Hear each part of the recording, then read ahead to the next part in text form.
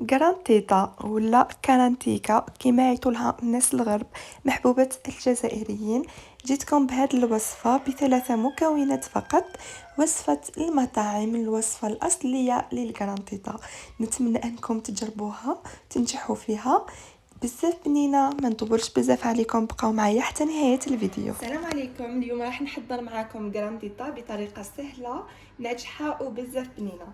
اذا اول حاجه بالنسبه للمقادير راح نحتاجوا 400 غرام تاع الحمص المرحي بواشيش كما راكم تشوفوا، يتباع هكذا في لي ساشي تلقاوهم في لي سوبيرات. فوالا 400 غرام حمص مرحي ولا بواشيش. بالمناسبه هاد لي ساشي دائما تلقاو طريقه التحضير في الخلف، تلقاو طريقه التحضير، بصح حنا ما راحش نستخدموا هاد الطريقه. راح نحتاجوا كاس غربه تاع الزيت النباتي كما راكم تشوفوا، كاس تاع 220 ملل خديت منه كاس غربه. راح نحتاجوا 2 حبات تاع البيض، وراح نحتاجوا ملعقه كبيره تاع الملح وملعقه صغيره مملوءه تاع الكمون. كما تعرفوا الجرانتيتا تحب بزاف الملح باش تجي بنينه.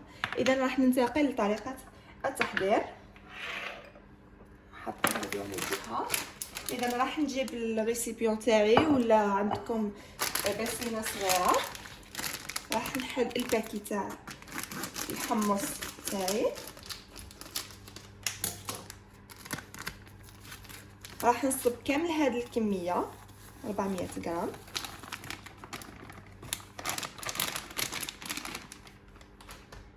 راح نزيد عليها هذاك الملح والكمون، نحاول نهبطو كامل هذا. ومن بعد راح نزيد عليهم 2 حبات تاع البيض،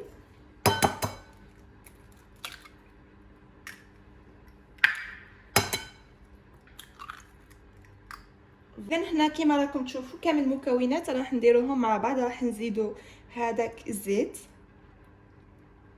نزيدوه كامل. كاين اللي يزيدوا الحليب، وكاين اللي يزيدوا الحضره يعني حليب بودره، بصح انا لهنا ما راحش نزيد. راح نخلطهم هكذا شويه مع بعض. دوكا راح نبدا نزيد في الماء يكون سخون، نزيد كميه نخلط وراح نكمل باقي الكميه. دونك الماء لهنا راح نستخدم 2 لترات، 2 لترات تاع الماء. نخلط جيدا.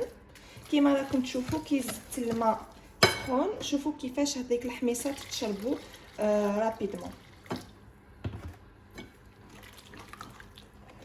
نخلطوا. اللي حبت تستخدم لو بغا ميكسور تستخدم البغا ميكسور.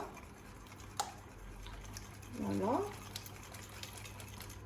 نخلطوا هكذا تهبط لي كامل هاد لابودر.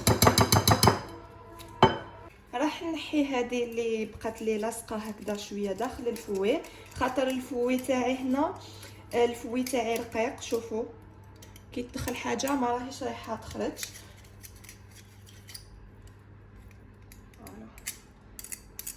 حتى الفرشيطه ما خرجتش.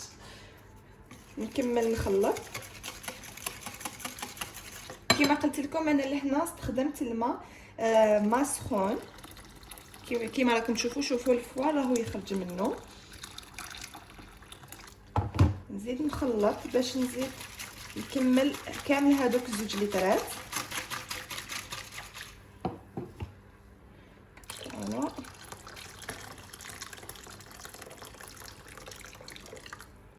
انا دوكا راح نستعين بالبغا ميكسور. دونك الخليط نتاعي كامل راح نجوز عليه بالبغا ميكسور.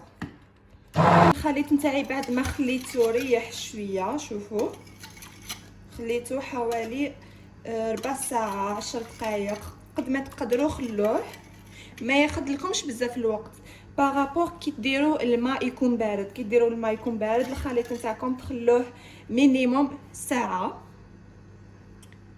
كما قلت لكم كي يكون خليط بارد الماء بارد الخليط نتاعكم تخلوه مينيموم ساعه باه يتشرب هذاك الحمص. دونك انا لهنا خليته ماكسيموم خليته 4 ساعات، نورمالمون ما وصلتش 4 ساعات. راح نجيب سنيوه اللي راح نطيب فيها. انا لهنا استخدمت سنيوه 30 على 40 كما راكم تشوفوا. راح ندهنها بالزيت. اذا راح ندهن سنيوه تاعي بالزيت النباتي هكذا، ندير كميه لا باس بها. راح ندهنها كامل بالبانسو حتى السنيوه تاعي تجيني ما تلصقش.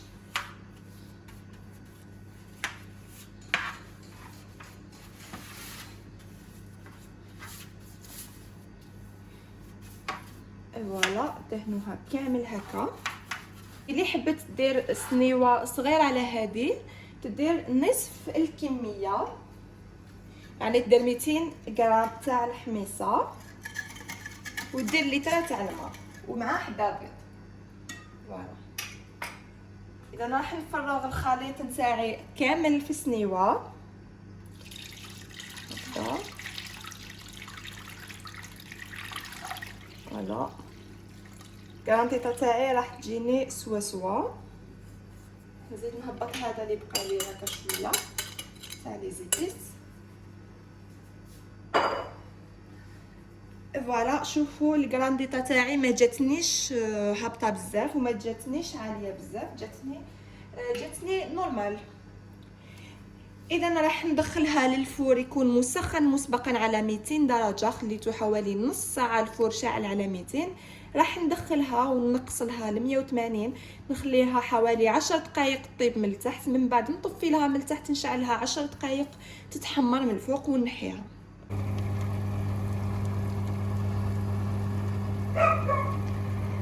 هاي ليك الكرانتيطه تاعي بعد ما خرجتها من الفرن. شوفوا كيفاش جاتني محمره. شوفوا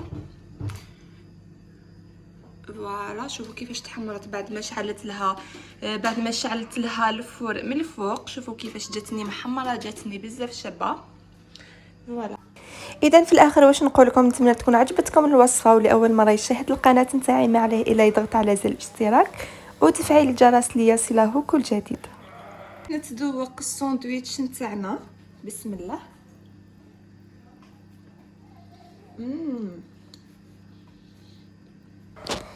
والى الملتقى ان شاء الله في وصفات جديده.